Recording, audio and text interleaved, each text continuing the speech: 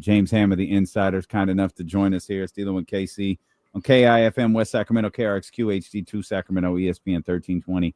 Always live on the free Odyssey app. What do you know about DeMarcus Cousins and Jason Thompson getting in a fight on an airplane?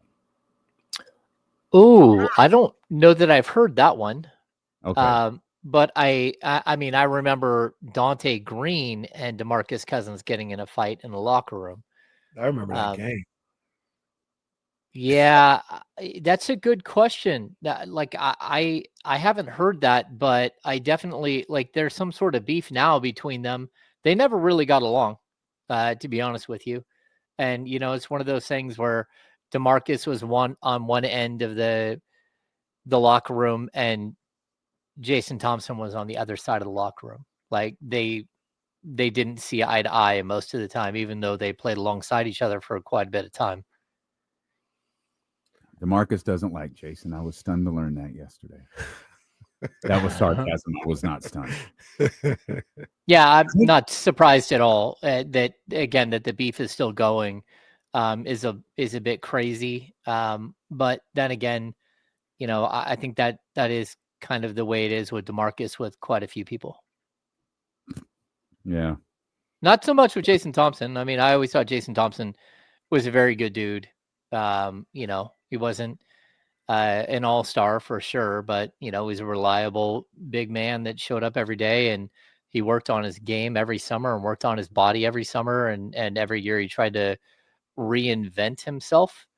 But I just think that sometimes you meet people in life that you don't get along with and you're never going to get along with, and I think that's kind of what we have here. Do we think DeMarcus could rebound for the Kings? Because they could use somebody to rebound for them. Maybe. In the midst of all of this free throw discrepancy and fouling and who did what, who played what, this team, even in the Utah game, Hammer, and this is something I think everyone feared going into the season, they're just getting it handed to them on the boards. Yeah, they're getting crushed on the glass, and part of it is because Domantas missed the first game, but then the other part is that Keegan Murray is out, and when you lose your top two rebounders, you lose almost 21 boards a game right off the jump, and then one of them comes back, but he's just not quite right yet. You're going to have issues. So I think eventually they'll be just fine. They've been one of the better defensive rebounding teams in the league the last 5 years. So I expect them to figure it out. But for right now, the guards have to do a better job of rebounding. And that's everybody. I mean, I think Russell Westbrook has been absolutely as advertised as a rebounder. Watching him fly in for offensive rebounds this last game was crazy. And, he gave them some opportunities, but a guy like Dylan Cardwell did not make an impact in his 13 minutes rebounding wise. He did in his first game, but not so much last night. And you need these guys to step up and understand that the job is to get to the rebounding glass and, clear out people so guards can get in there and grab rebounds as well. And for right now, it's just going to be a bit awkward until you're able to, you're able to get Keegan back. Again, I said this the other day, the Kings, most of their position players are bad at rebounding for their position. So Dennis Schroeder is not a good rebounder. Keon Ellis is not a good rebounder. Zach LaVine is below average at this point, and he isn't rebounding at all. What's he got? Maybe 2 or 3 rebounds on the season so far. DeMar DeRozan isn't a natural rebounder, and he's not a natural small forward either. I mean, he played shooting guard for the better part of, the first 15 years of his career. So they're going to have problems with this, especially when you trade away a gigantic 7-footer in Jonas Valanciunas during the offseason. They chose a path here, and it's an undersized team. And unfortunately, with Keegan's injury, it really takes away any size you have on the front line outside of Domas. You brought up Dylan Cardwell, and I think we've all been pretty pleasantly surprised with his production, being a undrafted guy and at the very least being able to play in these games early in the season and not take a whole lot off the table. ironically enough, you mentioned the rebounding. You're right. He doesn't really rebound a lot. He's a hustle guy. He works. He gets in there, does the dirty work. But as far as like securing the rebounds, that's something that hasn't necessarily been a part of his game since we've seen him. Do you think that's something that you have to just get used to coming into the league and being a guy coming from college that was maybe used to getting rebounds a certain way and now they come a different way in the NBA? Or is that kind of who you might be once you see him? Yeah, I mean, like, look at the college level. I don't think people wanted to go anywhere near Dylan Cardwell. He plays the game with a mean streak and with a lot of elbows, and he's a big, strong dude. At the college level, that flies. At the pro level, there is no fear of going up against a guy like Dylan Cardwell, at least not from other big men. I mean, there might be guards who look at him and go, yeah, I don't think I'm going to run in there and see what that kid's got for me. But as far as like bigs, they're going to shove you around and he'll make adjustments. I think he'll be a quality rebounder throughout his career, but like right off the jump, I mean, you see it with Isaac Jones too. Isaac Jones should be a much better rebounder than he is. And it's just a little bit of, seasoning these guys need and adjustments to the pro game. I think Maxime Reynaud, because he is kind of around the basket and he's I don't know, like a little more of a slinky player. He's not like a big built out player. He seems to have found his way to the basket a little bit more for rebounding purposes, but he's also not having a great time rebounding the ball. Yeah, and someone mentions in the chat they really miss Neat Clifford. They do. Like Neat Clifford is a phenomenal rebounder for his position. And if you can get him healthy and you can get Keegan healthy, all of a sudden you have a 3 and 4 that can really go out and board. That might help everything. But again, I think with Cardwell, he just needs time to adapt to the league. He'll be fine. Like, do I ever think he's going to be, a phenomenal, crazy rebounder? No. But like body style wise, he kind of reminds me of Taj Gibson. He just doesn't have the jumper that Taj has. You mentioned Max there a minute ago. We've seen Max add up a couple of DMPs here, which is something you predicted throughout the season. Excuse me, it's something you predicted throughout the off season. Is rebounding something in its just most basic form? A 7-foot guy, is rebounding something that could get Max on the floor if he could do that at a higher rate or more efficient rate when he's out there? Oh yeah, I think so. But like Kenny kind of mentioned this earlier, I've said it before too. Like Max is a guy who can defend the perimeter. He can shoot the three. He's a really good passer. Like he's got a really good feel for the game, but he doesn't have like the angry streak that we see from Dylan Cardwell. He doesn't have sort of the refined body that we see from Dylan Cardwell. Like players like that, like Cardwell, like rim runner guys. That's what he did in college. It's what he did as a high school player, and it's easier to translate. It's very very similar to what I've said about Keon Ellis. Like Keon Ellis is a 3-and-D guy. Shoot the three, defend your position. That's really simple when you get to the pros, and it translates very easy. Max isn't, his game doesn't translate nearly as easy. He's got a much higher upside, but he's got a lot of he's got all kinds of talent to his game. And sometimes refining that talent to make it NBA level isn't nearly as easy as you think it is. So he's got a lot of work ahead. But I also think he has a very good chance of being a very good NBA player. It's just going to take some time. Where Cardwell steps on the court, it's like, oh, you want me to do exactly what I did in high school and college? Okay, that's fine.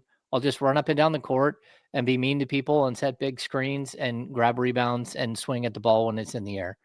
It's like pretty basic what he's asked to do. And that's why I think his transition to the league, at least right now, is much simpler and actually looks pretty easy. The one thing I would caution is he only has 50 games, and the Kings don't have another open roster spot. So he can only play 50 games as a two-way player before you either have to sign him to a contract or just leave him in the G League. And, when you see him in uniform for the first 3 games, that hurts.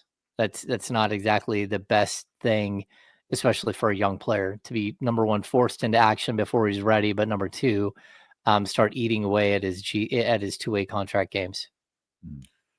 What do they do in that respect? Because I look at guys like Dario Saric and maybe not as much Drew Eubanks, and I'm like, I don't know if these guys can even get on the floor right now.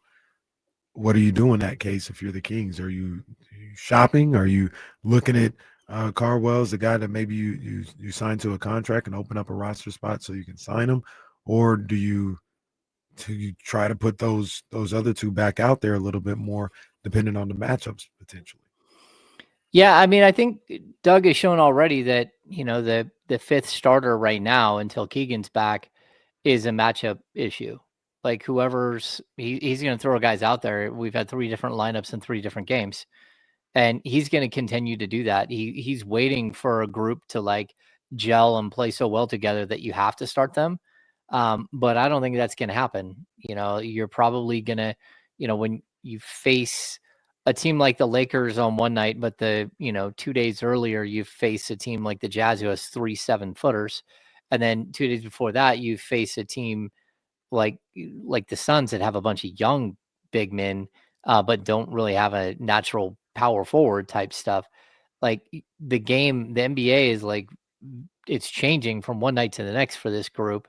And yeah, I think Isaac Jones, I think Dario Saric, I think Drew Eubanks, they're going to get called on at some point, but they have to play better when they get an opportunity. Isaac Jones specifically needs to look like he fits, like he's ready for the NBA game. Dario Saric needs to look like the NBA game hasn't passed him by. And Drew Eubanks needs to stop doing whatever that hook shot is. That shouldn't happen again. Because as soon as first pivot, as soon as he does it, Doug Christie looks over the bench and gets somebody up and says, "Go to the table." Like I don't know what's happening there, but James, it looks like that Doug has. Excuse me. It looks like Doug has, depth issues at that 4 and 5 position because he has 2 unplayable players at that position in Drew Eubanks and Dario Saric. Saric is terrible, man. Like, I'm so sorry to say that about a professional athlete. Like, he is terrible. And it's like every time he goes out there, it's like, well, cross your fingers. It's gonna be a rocky 2 or 3 minute stretch. It's like when Devin Carter went out there. You're like immediately start holding your breath. And like you can't have 3 or 4 players on your team where you're holding your breath every time they step on the floor. And that's what Doug has. And that's brutal. That we didn't talk about it much today. But that Devin Carter moment, that'll get you right back on the bench for another 5 straight games. What the unbelievable lack of awareness to what was going on at that time, where you step on the floor and you commit a foul with the Lakers in the bonus already before the ball was even really in bounds. Doug better than me, because I would have snatched him back out right at that moment. I said, "You're not ready. You're not here today. We'll try again next week." Or here at all. Well, he did that, and then the play where he got the steal and on the breakaway, it's just such a selfish play, and like, look, if you're not going to buy in for your teammates in that moment, like the game's on the line. Like you need to go out there and whatever minutes you get, you need to carve out for yourself, and you need to play well, and you need to look competent to run down and just, get called for a charge like that. Like, man, what a like killjoy moment too. Just like you're trying to climb back into a game and everything's going all right, and then you get a big steal, and man, it's just so frustrating to watch players who are, like I think Devin, realistically, he's just trying too hard. And it's tough because that's the first time he's seen the floor this season, and he gets like 3 minutes to show that he's got something. And in that 3 minutes, he just leaves you so frustrated with what you just saw. And the only way for him to get better realistically is for the Kings to either play through that stuff and give him enough time to grow as a player, or bail on him. And, unfortunately, I think we're getting closer to that moment than we are to, the Kings like letting go of the rope here and saying, hey, just go ahead and you're going to play 15 minutes and go ahead and work it out and we'll figure it out in the end. I just don't see that as a potential, situation for him here in Sacramento, because before that happens, you got to have, whether it's Dennis Schroeder or Russell Westbrook or Malik Monk or Keon Ellis or Zach LaVine get like long-term injuries, and you probably need like 3 of them before they finally get to you. And so it's just really it's a tough look for a young player, but it's also a really tough situation he's in. So I want to be slightly compassionate here, because he didn't mean to come in there and he was trying to be physical, but if he was watching the game up until that moment, he would have understood that that's not how the rest were calling it. So, you know what I mean? I made It's the awareness. Like that's what Katie was saying. Yeah. I get you're trying to make a play, you're trying to be a spark, you're trying to win minutes, you're trying to do all of these things. You have to do that under the confines of being aware of what's going on the floor. Like that's the difficult part about being a bench player, especially one with sporadic minutes like that. You can't zone out, you can't get lost. You have to understand every play that is happening on the floor that you're not involved in. And he stepped out on the floor unaware of anything. It felt like he was unaware of anything. And as you mentioned, Hammer, the way the game was being called. Yeah, it was like he was a bullpen pitcher and they went to the bullpen with the bases loaded, and he didn't watch the entire game and the guy's not calling the high strike. And then he comes out and throws 4 high strikes and gets 4 balls and like, hey, what just happened? What happened was you didn't watch the game that was going on. You didn't do the homework beforehand before you stepped on the court. So I want to give him a little bit of patience here, because like, look, he hasn't got to play that much. I thought he improved as summer league went on. I thought he even improved a little bit as the season went on last year. But we're talking about a kid who, missed all of his training camp, all of his first half of his rookie season. And, we want to kind of pile on here, but he's still, by games played, he's still a rookie. And he knows what he's up against. He knows he's out of the rotation. He knows that he sat the first 2 games with DNP CDs. So at some point when you do get that opportunity, you need to calm down and relax and settle into a game. But I also think he thinks his way to get on the court is to hit a bunch of threes and to score a bunch. And that's not how he's going to get on the court, because that's not how Dylan Cardwell's got on the court. Dylan Cardwell is on the court because the Kings have 4 other scorers with him at all times. Just go out there and energy too. Yeah, just go out there and do your job. He got that block shot in the first or second quarter and walked straight into the crowd, got the crowd hyped up. Like he had energy. Like I get the rawness to his game and his time on the court, but even in these, he played 13 minutes last night. Make it more and dump Eubanks and Saric and just let Dylan go out there. We talk about guys figuring out. Let Dylan go figure it out. Yeah. Like I see what he brings. Like there's a lot of things that he's got to get better at. But like I can see it. Let me watch him play. Well, and I told you guys early on, like I thought Neek would be the guy who got to play and the other guys wouldn't, right? Because a team like the Kings, who have a bunch of veterans, you're going to filter in a young player, but you don't typically filter in 2 or 3 young players. But with Neek Clifford getting injured, it's kind of opened a door for the Kings to maybe hand some minutes to a young player and let him grow through those through those plays. And so Cardwell is going to get some of that time right now. And I'm with you. Like he's different. He's different than any other player you have. So it's okay to like see how it looks. And I would like to see him and Monk, try to get into a 2-man game, because I think he can be a lob threat. I also, you see players directing him on the court. You see his teammates like he's shoving him and saying, go down to the baseline, go hide in the dunker spot, or go hide in the corner. You can see they're having to direct him. So there's a little bit of learning this going on while this is happening. but that's to be expected. I mean, again, he's an undrafted free agent rookie two-way player. Like that's a lot. Like when your descriptor is that long, that's usually means that you get to sit and watch a lot of basketball. You don't get to go play a lot of basketball. So good on Cardwell for making an impact. And hey, I thought through the preseason, I thought he was phenomenal through the preseason and that he earned every minute that he's getting right now. Yeah, 100%. Let's talk about the guy that he's backing up right now, and he's had a couple of tough games, Domantas Sabonis. Amber, I'll just ask you, what are you seeing out there with Domas? I just think he's out of rhythm after missing time. And I also, I'm not sure what the idea is right now with them.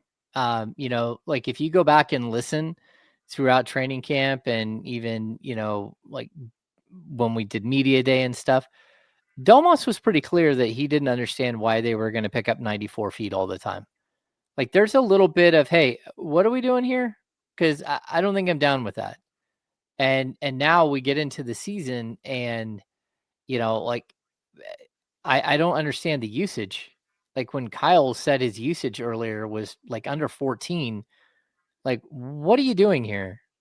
Because this, if you're going to run a small lineup, like use the big man to set screens, use him as, the high usage player that he is to do, to do the dribble handoff game, to do the pick and roll game, get people in space. Like there isn't a lot of ways for this team to function offensively without the ball, just like without it being ISO ball. And one of the true ways to get away from ISO ball is to give the ball to Sabonis and let him orchestrate. And so far, I haven't seen that. And they talked about moving around a bunch and giving him looks from this angle and that angle. I think that's nice and all in training camp and sometimes in preseason. Typically, when you get into regular season, though, guys go exactly to where they're normally comfortable. And we're watching Domas kind of in the same areas he's been in the last couple of years. And I would like to see him get back to who he is, because that's the pathway out of this thing for the Kings right now, is to figure out a way to get Domas involved and have him orchestrate everything. I think there is a lot of playmaking on this team, but sometimes there's too much playmaking. And as of right now, it just looks like a bunch of individual playmakers and not really a team yet. And you're waiting for that something to galvanize these guys, and that something might be Domas. My bad. Real quick. So essentially, if Domas doesn't have the basketball, he can't be effective. Well, no, this is a guy that averaged 8 assists a game 2 years ago, averaged 6 assists per game last year, 6 assists the year before. No, he can still be effective, but like this is one-on-one basketball. Like they're not passing the ball to Domas in a pick and roll situation. They're like, this is just a whole bunch of ISO basketball that we're watching. Every possession, that's what it looks like. I don't think the team can function unless they start playing through one specific player. And the closest thing to that type of orchestrator that you have is Domas. So. Then the shooter found a way to get 12 assists. Yeah, guys hit their shots. They hit 18 threes. Yeah, he did. But he also, the first 2 games, turned the ball over 4 times in the first quarter, both games. And he couldn't figure it out either and didn't have any assists. And so like this team, quite a few of them are trying to figure out how they fit, where I think the one guy who really is just walking in the door and looking phenomenal is Malik Monk, because Monk is asked to do the same thing he's always done. Just go in there and go crazy, like be yourself. And for that matter, I think Russ is asked do the same thing. Just go be yourself. Everyone else is a little tentative, except for probably Levine. Levine's been really good. Maybe some of those guys don't know who they are. Maybe Domas is one of them. Maybe Domas doesn't know who he is. In this system, I think there's a lot of that. Like he doesn't know who he is in this system and what they're trying to do. I think that there is some confusion and like some sort of feeling out period here that they're going through. We'll come back. We'll talk more about Domas. I want to mention this real quick so it doesn't slip my mind. I'm sure everyone has seen Anthony Edwards is out. Will be reevaluated in 2 weeks. The Minnesota Timberwolves are here in 13 days. So it looks like the list of stars that are missing their trip to the Golden One Center is adding up, as we didn't see Luka Doncic last night. We didn't see LeBron James last night. And it doesn't look like we're going to see Anthony Edwards on November 9th either, when the Minnesota Timberwolves are here. Just thought I'd point that out. Other home games between now and then will be Golden State when the team returns 1 week from Wednesday, and then Oklahoma City will be here. So we'll come back. We'll talk more about the Sacramento Kings, what went wrong yesterday. Maybe we'll talk a little bit about what went right on Friday, as the Sacramento Kings sit at 1-2 as they embark on their first road trip of the season here. It's Dylan with Casey, along with our insider from the Insiders. It's James Ham on Sacramento Sports Leader, ESPN 1320. You're having a day over there, aren't you? Oh, they're gone. They're both gone. Your Casey's life is just falling apart. I was like, man, I hope my feet don't sticking up, but it was gonna get even messier if I kept the shoes on. Got the whole part coming off now. Man. Yeah. That's tough. If I kept the shoes, I'm gonna be like Jesse said, walking home with a hole in my sock. That's really how you're just gonna have to walk down the stairs. That's funny. You imagine getting to your front door today and you have no shoes on? Like, how did you go to work with shoes and come back with none on? Oh man! Shout out to my man Mario Restores. I'm gonna have to holler at him. Shout out to everybody. Yeah, man, come on. It's a rough day. I think you're gonna have to find Miracle Mario. I don't think Mario Restores can help you out there, Kenny. So, James, you'd be amazed what these people can do with these shoes nowadays. Yeah, Like, it's pretty they get crazy. shoes like this, and they bring them back to you looking like you got them out the store. Yeah, that's crazy. After the show. That's crazy. This looks like a mess.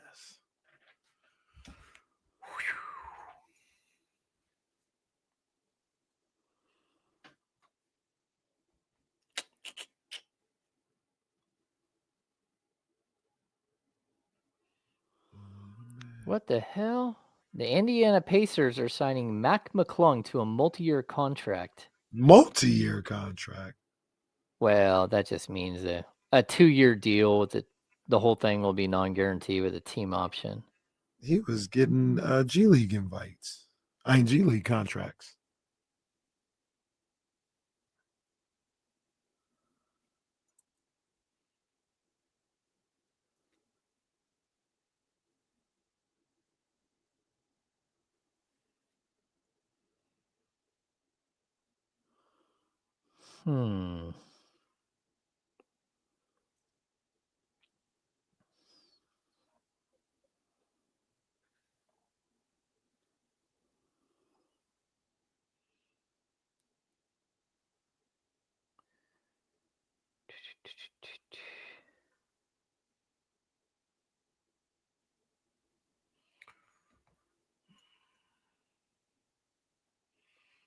No, David Garcia. No, these are some, some nice little Nike socks. Get them a pack of 6 for, I don't know, $25 maybe. Oh wow, the Pacers are waiving James Wiseman, so they can sign Mac McClung. There it is, right there. The answer to everyone's prayers. James Wiseman, a year removed from tearing his Achilles.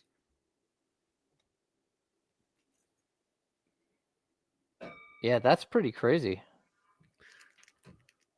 Dope boy Bush. The shoes died on me. Died a good soldier though. Died a good soldier. The souls did. As I was going to work, as I was walking into the building today. That's the crazy part. Everything was good, and I'm walking to the building and ain't good no more. Tonight is the first time they have the Peacock exclusive doubleheader. I saw that. Yeah, Detroit and Cleveland start. Mm-hmm. And then actually, because it's a Sega Baba tomorrow for the Kings. Well, the Thunder are playing in the second game tonight, so they'll be on a Sega bye-bye. Is YouTube TV really going to lose ESPN? That'd be No. good. I think they got till Halloween to figure it out. They better figure it out. They always do this stuff. Yeah, everyone gets in fights and then they eventually let go and sign everybody back. YouTube better be the ones to figure it out, because ESPN we don't have to do anything.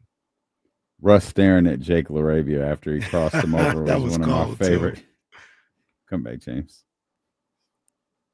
Russ, I'll say this, man. My boy gave me a lot of reasons to cheer last night. Oh, he was on one last night. I I loved it. I loved seeing it last night. Looking off Jake LaRavia was terrific after the crossover. We're back here with our man James Ham, trying to talk through some of these Kings issues. Kings did win a game, by the way. They did. Yeah. It wasn't yesterday. It was Friday. They and I don't know that this, given the fact that they're 2-1 or 1-2, excuse me, I don't know that this makes everyone feel better. They beat the Jazz 105-104. I was like, we almost lost to the Jazz by, it's we're one play away from being 0-3. Like, oh, yeah, that's probably true. But the Kings did a win. They did again. They were out rebounded, just like they have been in all three games that they played. But they got the play that they needed late. James, you mentioned this a few minutes ago. Malik has been stellar to start this season. And Zach LaVine has been absolutely terrific. If this team wins basketball games, Zach LaVine is an all-star. I don't know that they're going to win enough games for him to get that consideration. But he's off to a pretty incredible start with 31 in that Friday night win. Yeah, I mean, he just keeps plugging away. We talked about this last year where some crazy number of games that Shai Gilgeous-Alexander scored exactly 31 points. And Zach has gone, 30, 32, and 31. I mean, it's just super impressive how consistent he's been. His 3-point shot is a little off from where it was last year just to start, but I expect him to continue this. He's such a phenomenal scorer. And if they can start getting into these 2-man games with him and Domas, I think that can, we saw it in preseason. I don't know why we're not seeing it so far in the regular season. But he's a guy who just seems to be able to create for himself. And, it's not a bunch of wasted motion. When he decides he's going to go, he goes. The one downfall is that, all the other aspects of the game, I think he's been okay defensively. He's been better defensively than he has been in previous years. But he's averaging 0.7 assists and 2.7 rebounds. They could use him to do a little bit more. He's yet to pick up a steal on the season. And the Kings are actually averaging 11 steals per game, which is pretty incredible. But to go out there and not have a steal, and to not really have any assists, that's a little tough. So I hope that he starts filling up the box score a little bit. But he's just so talented as a scorer. I guess if that's what you're going to get, that's fine. More about this game last night, Hammer. I was talking earlier about how I feel like Malik Monk should have closed that game out instead of Keon Ellis. I understand the thought process, or at least I believe I understand the thought process of what Doug Christie might have been thinking in that moment. But Malik Monk played well for you in the first two games, started to play well in that game, and for him to get no minutes in the fourth quarter, I thought that was a miss by Doug last night. What do you think? Yeah, I think it's interesting that Malik got 0 minutes because he was so impactful early. And look, if there's one player that's trying to play Doug's style, that it's not natural to him, but you can see that he's trying, it's Malik. I mean, he's already taken 3 charges on the season already. And he's had, I think, 2 others where he could have got a charge, but instead was either a no call or it went the other way. He's at least trying to do what Doug wants him to do. Last night he had 2 steals and 2 blocks. I think he's really, really been excellent to open the season. It is, he just has to go out there and play his natural role. And so the transition for him, I think, is probably as easy as it is for anyone on this team to go out there and go, okay, I know what my job is. Go get the ball and go do crazy things with it and score. But again, I think there is a numbers crunch. I would have liked to have seen him play in the fourth. I understand why they went with Keon initially. Keon fouled out relatively early, and I mean, there's a couple of minutes left in the fourth, so I was kind of surprised they didn't go to Monk then when Keon did foul out. But then again, look at the matchups. The Lakers were going pretty big in the backcourt, and nobody on that team was stopping Austin Reeves. I didn't look to see either like individual defense. Who was it that got cooked by Reeves? Multiple players got cooked by him, but who let off, gave him just that little bit of space that allowed him to shoot the three up and over the top, because that happened a couple of times. I would have liked to have seen him play down the stretch. I'm trying to think. I know he hit like 2 or 3 shots, but the problem is nobody really got cooked by Austin Reeves. He was at the free throw line for a lot of the night. You know what I mean? We mentioned it. The earlier. officials got cooked by Austin Reeves. Right. We mentioned the fans got cooked. Yeah, nobody wanted to watch that. At one point, he was, I think it was 5 of 16 from the field, but had made, I think at that time, about 15, 16 free throws. So he started to hit. I know for sure he had 3. He had like 2 threes, and then he had the runner over Sabonis in that fourth quarter. But a lot of the damage was from beyond the arc. Yeah, he was from the free throw line. He was 4 or 5 in that fourth quarter, 3 or 4 from beyond the arc. That's a good quarter, 4 or 4 from the free throw line. Yeah, 6 of 10 from 3 on the night. And I mean, I don't remember the last time I saw someone score 51 points on 22 shots. So, I mean, I think they should name the free throw line at Golden One the Austin Reeves Memorial free throw line. For the cure. Yeah. For the cure. By the way, because you don't even get it, man. What are you talking about? No, I do. James gets it. Jesse gets it. You don't even get it. I was there for the cure. I was there when it happened. I saw you out in the rain on Saturday. Abby texted me. She was out at the walk. Oh, she was? She was like, hey, Shout KC, no D-Lo. Yeah. Out there, so emceeing in the rain. I'm glad I was able to do that. That was really cool. It was a really suicide prevention walk. They were really, really special. But it got presented to me by Mark, because Mark said a couple months ago, he goes, hey, KC, I heard you emceed this event last year. Did you want to do it again this year? I said, me? He's like, yeah. Like, Mark, I didn't MC that event last year, but I'll do it. I'll help if you want me to help out. He's like, oh, okay. But I was glad I was able to get out there. That was a special event, and hopefully we can do a lot more with them again next year when they do some stuff. Very good. I wanted to update us because it seems like something. Your shoes? DOA. Okay. DOA. All right. Peacock has the exclusive doubleheader tonight. Mm-hmm. They have the pregame show on.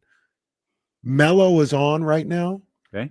He's got a button-up shirt. Okay. And like a cardigan sweater. Buttoned all the way to the top. All the way to the top. No tie still. Okay. But it looks different than it did the other day when he had the jacket on and the quarter zip. Yeah. It just didn't look the same. Today, it's a little bit more in line with Vince and T-Mac, who have suits on. See, so that's the thing is, like, we've all got to kind of wear the same things. Mm-hmm. Like, if you and I were wearing suits and James was wearing his hoodie, it'd look weird, right? Like, Good Morning Football works because they all kind of dress the same way. Like, it's a casual look. If Manti Te'o was up there in a suit, it'd be weird, but he's not. So as long as there's some synergy, because otherwise it just pulls you off the screen and makes Carmelo looks like he's a guest. Like, oh, that's nice. Carmelo went to the table. He stopped by today. He stopped by today. Hey, Uh, like behind the scenes, like just so people know, if you're behind the set at NBC, they have blocks. They have these boxes. So they're about, I don't know, a foot wide and 2 feet. Well, yeah, a foot wide and 2 feet long. And they range in height between like 4 and 6, and then there's even like probably a 10-inch box. And that's how we level the hosts and the guests mhm. behind. So like when it's me and Doug and Jim Kozamore, Koz would be on like, Because Coase is 4'5". he's probably on a foot of boxes, and I'm on like a 4-inch box, so I'm at least like somewhat, in the ballpark of Doug's height. Mhm. And then one time I stacked all of the boxes on Koz's side while he wasn't paying attention. So when we went to go live, he climbed up and he was like 8 feet tall. But that's sort of the magic of TV and why everybody needs to like you need to look like relatively the same height. Mhm. Like it doesn't have to match completely, but at least so you're in the ballpark. I don't know. Unless you're Brian Windhurst standing next to Boban, and then they're Well, going to make you look as ridiculously small as possible. Hey, that was me standing next to Katie on the night the pandemic hit and the world shut down. Like, James looking up like, so Katie, like, when do you think we're gonna play basketball again?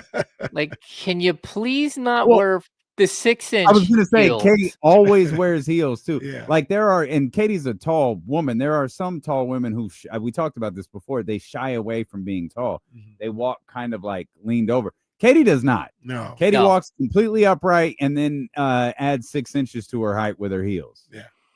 Yeah, She's in not afraid of in her height. shoes, I'm a little bit over 6 foot tall, so but standing next to her and she's wearing heels, and I mean she's at least 6'7" or 6'8" in the heels she was wearing. It was like, yeah, it's a little odd, but that's okay. We survived. We made I heard someone reference 6'7", and they just acknowledge, yeah, I don't know what this means. it. No one does. It was on, I think it might have been on a football game. I can't remember what I was watching. They're like, oh, you're just going to say 6'7" without saying it the proper way? And they go 6'7". I don't know what this means. I just want the trend to die. 6'7" Yeah. is the phrase of 2025. Now everybody's trying to get the In-N-Out burger video or the called the 6'7" announcement where they can film it. It's awful. Our society's dead. We love it. We gotta love it. 6'7" killed us. They're heading out on the road now, Hammer. We've got their first road trip of the season. Of course, they opened up on the road, but they came right back home for 2 after that. Now they've got an actual road trip that starts with Oklahoma City tomorrow. And then as part of their first road trip, they'll get their first back-to-back as we got OKC and Chicago coming up. You mentioned this earlier. I don't know what the matchup play is for Oklahoma City at the 4 position. I actually wonder if they're going to put Keon back out there. We speculated on that for a month or however long it's been since Keegan's been injured. And I have no clue what Doug is going to do tomorrow. No, I mean, I think we're probably going to see a starting lineup that includes Isaac Jones or Drew Eubanks or someone tall. Oh. Maybe Dylan Cardwell. Like, who knows? Like We're literally have at the point Doug's just starting a tall guy. yeah. Well, I mean, I think you have to because they start 2 legit 7-footers, one of which has like he can tie your shoes from across the room. Like Chet has some of the longest arms ever. Don't touch me, Chet. I would like to. Fine. I would like to see Domas, on Chet to start, and instead of him having to go up against Harkenstein. I just think it's a quality matchup. He can push Chet around. Chet will get him with a block or two, but still, I think he's he's probably a better matchup there. So I would not doubt that we see something like a Cardwell or something starting alongside Domas. James, I talked earlier about maybe just, I know it's tough times and you're trying to do what you can until you get Keegan Murray back or trade or whatever. But I do think people understanding what their role is going to be from game to game matters in certain instincts in certain situations. And you go to Isaac Jones, for instance, starting at the 4, even if he's not going to play like big minutes, it allows Keon Ellis to know, all right, my role is going to be coming off the bench. My role is going to be 4, 5, 6 minutes into the game. I'll get in and I'll do my thing. Not, well, last week I came off the bench, or excuse me, last game I came off the bench and everything was great, but today they need me to start. And do I need to prepare a different way? I'm playing with different people. I would just start having, and my pick would be Isaac Jones. I would just have Isaac Jones starting at that 4 until Keegan Murray came back and let everybody start to fall into a role and to a way to get ready to get into these games. Yeah, I mean, I think that's the biggest thing that I'm seeing right now. Again, look at the box score. The box score tells you that the Kings had a really good game. You know, you have 15 off the bench from Monk, 18 off the bench from Westbrook. You had 18 and 12 from Schroeder. You got 32 out of Zach LaVine. You had, you know, another 21-point game or whatever it was out of DeMar DeRozan. Like, if I showed you all those stats, you would have thought they won handily. The problem is they look like a collection of really good individual players. They are not a team yet at all. And so until they figure out that portion of it, it's going to look like this, where guys aren't fitting into natural roles. I don't know how you clear up the role issue though. I don't, because you know, for as much as, you know, you wanted to see Malik Monk play in the fourth quarter, and, you know, we could have debated on who should have played in the fourth and all that stuff. Like, how many shots did DeMar DeRozan take in the fourth quarter? And the one thing we know about DeMar is he's one of the great closers in the game.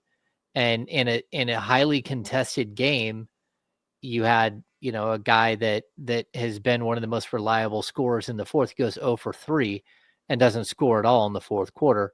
Now, again, you could say, well, he didn't hit his shots, but in past years, that's not what happens. Like DeMar gets, if he misses his first 4, he probably is going to hit his next 3, and he's going to shoot 7 shots in the fourth, and that's kind of like a guarantee. I don't even think they know who's the closer. You know, you have your closing lineup, but who's your closer in the closing lineup? I don't think they know that right now. I don't even think they have a closing lineup. Yeah. Well, I mean, I think you have Zach, Domas, and DeMar, and everything else. no Dennis. I mean, Yeah. Dennis has been out there. Yeah. I mean, one game it was Monk. Yeah, I am surprised to go back and see that Monk had no minutes in the fourth at all. So that's surprising, because in the moment, I'm not really paying attention to who exactly isn't on the court. I understood why Keon was. He hadn't played a bunch in the game because he kept getting ticky-tack fouls every time he turned around. And then, you know, when he got back in the game, it was like, okay, I know he's there to try to stop or slow down Austin Reeves. It's not happening, and it didn't happen. But I at least understood why he was in there initially. But it just didn't go the way that they hoped. And you understand it to be like what he can do on the defensive end. Yeah, I just yeah. felt like it wasn't his night. I just did, like, the way that the game started, like he was in he couldn't get in a rhythm because of the way that the game went, and Malik was as best he could be in a rhythm, and Yeah. like it should have been Malik, but I don't know what that would have meant. It's not like, oh, the Kings would have won if they played Malik. I have no idea what would have happened. Could have been worse defensively. I don't know. I just didn't feel like they were getting stops at that check-in point. I think it was 4:48. I didn't think they were getting stops there. I just thought they stopped hitting shots. So if you're not getting stops, get someone in there who could get shots up with you. Go shot for shot with them if you have to, and maybe you stumble across that one stop. I'll take it. I get, though, trying to do a defensive matchup, especially when you have all the other scorers on the court. You know, like Sure. I think Doug has shown the willingness to try anything. I mean, watching Dylan Cardwell finish the opener was like stunning. Like he was in the last 5 minutes of the game. It's like, hey, well, it gives me the best opportunity to win. And so I appreciate that so far. You know, like people are on Twitter, oh, you know, like he's not making adjustments. It's like, When the hell are you talking about? Like, he played 14 players last night.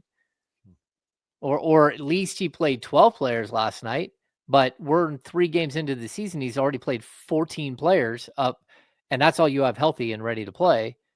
And of those 14, like, they've all played, almost all of them have played multiple games, and he's given them opportunities. And that's just somebody who's, and not only that, but all of the games have been really close. It's not like it's a blowout and you're running Maxine Reynaud and Dylan Cardwell out there for 18 minutes from the mid-third quarter on, because the game's already over.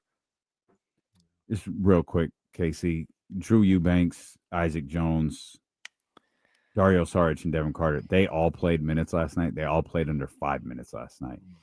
That is just reaching, just like trying to like figure something out. Yeah. With your lineup, and you know, we talk about this team gelling together. We talk about this team, you know, coming together, not having everything figured out yet. 3 games in, I think it's fair and perfectly okay to say Del Christie doesn't have everything figured out 3 games in either. That's fair. He may have figured some things out last night, but I don't. You know, I think he keeps getting put in a position. Okay, well, we're going to try this. Sorry, coach, can't. Neek's out for a week. Oh. Okay, well, we'll try this then. Sorry, can't, coach. Isaac is sick. Try again. And it's well, Domas is back. Okay, great. But you're gonna have to figure out something else at the 4 spot. So it's just a constant cycle of things changing for Doug, and all the while he's trying to navigate it and figure out how to win games in his first season as the full-time official head coach of the Sacramento Kings. Well, would you look at this once again? He's trying to figure it out, fix the plane in the air. God damn it. How'd this plane get off the ground? Remind me to never fly with Doug. Do not, if you're at Sacramento International, you see Doug Christie, get on your plane, just take the next flight. Because Doug gonna be out there trying to fix the landing gear or some wheels or something. And he's not a plane mechanic. I hope people understand that. That's not his real job, is to be a plane mechanic. Oh, I know what the anniversary was. It was him punching Doug Christie. What? Rick That's Fox? what it was. I saw that the other day too. Yeah. Doug Christie punching Yeah. Rick Fox. Yeah, that's what, like, it popped up. We were talking earlier. Casey mentioned some like anniversary that came up on his page. I was like, something came up on mine that we were watching, and it's significant, but I can't remember what it was. It was Doug punching Rick Fox. October 25th. Happy anniversary to all those that celebrate. 2002. If Doug over the next 5 years, and I'm not talking about here, if Doug over the next 5 years won an NBA championship, would that still be his defining moment as Doug Christie punching Rick Fox? Absolutely. Yeah. That is a defining moment in NBA history. Yeah. Adam Silver should have Rick Fox on stage, handing him the trophy so he can punch Rick Fox again right then. Wow. Adam Silver needs the to look of figure shock. a lot of things out. The look of shock on Rick Fox's face when he realized Doug uppercutted him is amazing. Yeah. Like it's that straight, like he just punched me. Don't you know how pretty I am? You don't. He doesn't punch even me. react. He's like, like, I know what I'm gonna do. I'm gonna run around the back of this stadium. That's what I'm gonna do. It's on popping. They don't even Shaq. know Get was roughed there. up by Jackie and Al Biacani until Yeah. Shaq arrives and throws Al Biacani out of the way. Yeah. Jesse's telling us to end the show. We got World Series coverage up next. We will see you tomorrow beginning at 10 a.m. with the Insiders on Sacramento Sports Leader, ESPN 1320. Vamos, Vlad Jr.